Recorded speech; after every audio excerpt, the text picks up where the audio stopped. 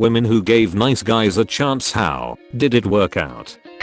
Had a nice guy on Tinder who didn't make it to date for the following reason. He lived in a different city, so he insisted on an all-day date. Lives about 50 minutes away. I said I'm not comfortable subscribing to 8+ hours with someone I hadn't met yet, but he kept insisting I had to make it worth his while to come through. At this point I said I can't see it going anywhere, and it was putting me under pressure, and that made me feel a little uncomfortable, that realistically, it may not work out, so let's just leave it. So then he says he's gonna book a hotel and come through.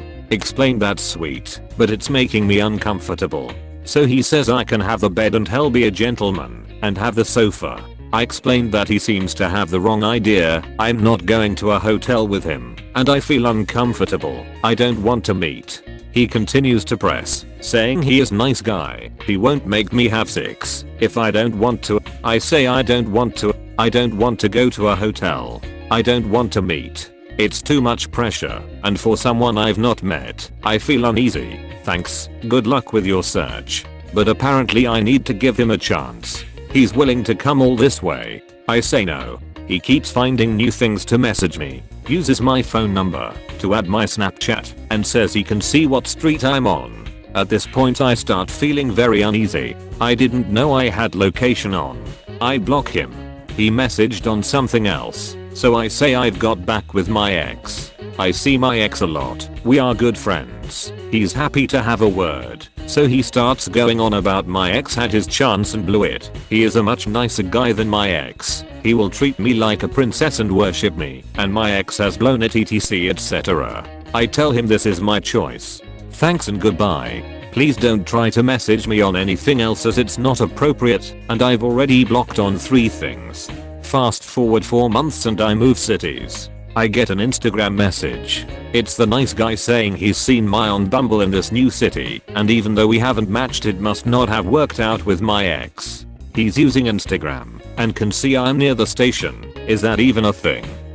And we should go on that date that I owe him. Blocked again. Had a friend stay over that night. He won't make me have sex if I don't want to. So kind of him to offer to not rape you in a hotel you don't want to be at in the first place. I know, what a catch. He thought that was really nice of him too. And he couldn't work out why that made me uncomfortable, and I was outright refusing to meet.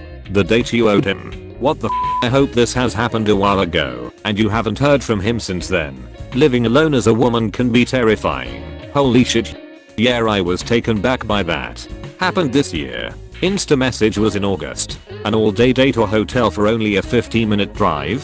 LMAO. Maybe it's because I live way out in the country, but a 20 to 30-minute drive is standard to get to anywhere I want to go to. The closest mall is 45 minutes away. How did he expect a relationship to work out with you if a less than 1 hour drive warranted an overpass stay? Yikes. Yep, hilarious. When my now husband and I started dating, he lived over an hour away from me on a good day. Because he lived in a beachfront town, that could easily become 2 to 3 hours on a summer weekend. Did that stop him from driving there and back to meet me for dates? No. Because when a normal person is interested in a person, they make accommodations and perhaps even inconvenience themselves a bit to get to know that person better. I also have a guy who didn't make it to a date. We met on OKC and texted for a couple weeks. I was working a lot at the time and was trying to fit him into my schedule. One night he calls me, which I found weird because we didn't talk on the phone up to that point, and I'm anti-social mayo, and I text him and say sorry, I'm taking care of a sick friend. What's up? We text back and forth, and I end up saying yeah, I feel awful for getting him sick. That's why I'm hosting and taking care of him. I had had the flu the week before. He flipped TF out, called me a slut, a whore, went on for about 15-20 texts accusing me of everything under the sun and saying how could you do this when I've been nothing but nice to you? Once he wore himself out, I responded something to the effect of, it was nice getting to know you, but I'm going to pass on a date. Your reaction without asking questions is a huge red flag for me when we haven't even met yet. Best of luck to you. And for the record, my friend is gay, which I happily could have told you if you asked. I shit you not, he texted me the next he texted me demanding a date. When I said, "Are you f***ing kidding?" he said, "Go out with me, so then you can say we've met." No thanks, bud. He seemed a bit shy but goofy, smart and genuinely kind when he approached me, so I agreed to go out, and we hit it off at first. Deep meaningful conversation about our personal challenges, him quickly meeting my friends and me being the first person he called after a family emergency.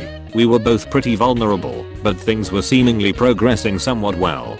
One day he was on Tinder in bed next to me, and when called on it, he said that dating me had made him realize that he needed more confidence and experience with women, and thus needed to date a lot more different people, but that he only the others at their houses, so I was obviously his number one. I freaked, cried and broke things off. He called me the next day to casually ask me out to the new Hunger Games movie. I got an STD screening the next week. He harassed me at work for another 6 months. That's next level nice. Some would even say he's a great guy. Yeah, a great pile of crap. This made me spit my coffee out. Thanks. Oh yes, the shy goofy nerdy type who begs for a single woman to give him a chance, and then you do, and he gets to thinking you've woken some sleeping giant Casanova, and he simply can't limit himself anymore. Mayo Taylor's old as time, he'll be back. They always a laugh in his face. Holy shit, is this really a thing? My shy goofy nerdy type hadn't been on a date in 4 years before I fell for him. We dated for 3 years, with him occasionally bringing up the prospect of marriage and a future together. Out of the blue, seriously, no fights or anything, he dumped me one day and told me he'd never loved me and never will. Then he said he was going to some internet whore to show me our relationship was truly over. He tried 4 times and none of the girls went for it. Am I evil for laughing at that? You've just described my ex to a T, and after rubbing my face in his latest conquest, and me finally dumping him, he now keeps sending me messages, finds new ways, as I've blocked him where I can, and he keeps asking if there is any chance of reconciliation. Yeah, right buddy. Go reconcile yourself with a rusty broomstick. Went on and on about what a great compassionate guy he was. He was actually just your garden variety, abusive psycho. He once said to me, "I wish you had been abused, so you would realize how great I am." What the f***? Who says that? Hahaha, literally saying I wish your standards were lower, so I would look better to you. Lol, bro, no. All the guys I have known or dated that felt it necessary to label themselves nice guys turned out to absolutely awful humans. Either they had a bad temper, horrible morals, or just didn't want to take no for answer. One even turned out to be an emotionally abusive alcoholic. The actual nicest guys I've dated or called friends were the ones who didn't feel the need to label themselves nice guy. In fact, the best of them usually warned me and others that they were not all that nice, but always turned out to be the sweetest, most understanding, appreciative, and kind guys I've had the pleasure of knowing. The people who are worried about being not nice are usually the ones most conscious of how they're acting. That is true and a great way to look at it. I always found it kind of ironic. I'm not really all that nice. Followed by, "Are you okay? How are you feeling? Can I do anything to help?" Or just dropping everything to come save the day for whatever minor or major tragedy had befallen me or another woman. Some of these were self-proclaimed bad boys. And people still wonder why some of us swoon over that bad boy type. When I had my first ocular migraine, I was at my desk at work in the Loop, downtown, in Chicago, and basically started tripping balls out of nowhere. My boss called my husband, who was at his grad school a couple of miles away, and my husband literally ran to me. He said he checked Google Maps and realized that traffic would make public transit take a while, and he has these gorgeous, tree-like muscular legs, as if he's descended from warriors who were designed to charge uphill swinging battle axes or something, and he got to me crazy fast. Then he bundled me into a cab and brought me to my doctor, who had been called and was waiting for me. It was the sexiest thing during one of the scariest hours of my life. And, similarly, when I later thanked him for dropping everything to run to my rescue, he was like, "Well, yeah, of course. You're my